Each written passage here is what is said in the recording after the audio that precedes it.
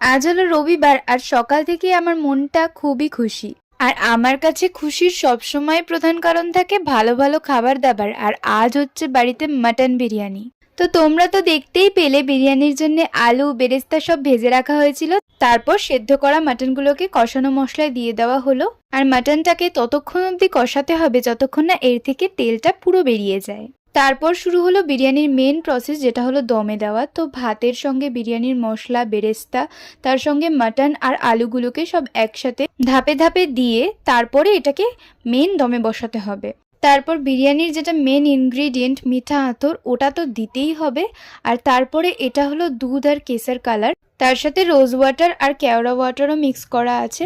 আর সবার শেষে ঘি অ্যাড করে এটাকে দমে বসিয়ে দিলেই ওই 20 মিনিট বা 30 মিনিট মতো রাখলেই বিরিয়ানি একেবারে রেডি। বিরিয়ানিটা কেমন হয়েছিল দেখার জন্য পার্ট 2 জন্য অপেক্ষা করো। তো চলো, টাটা।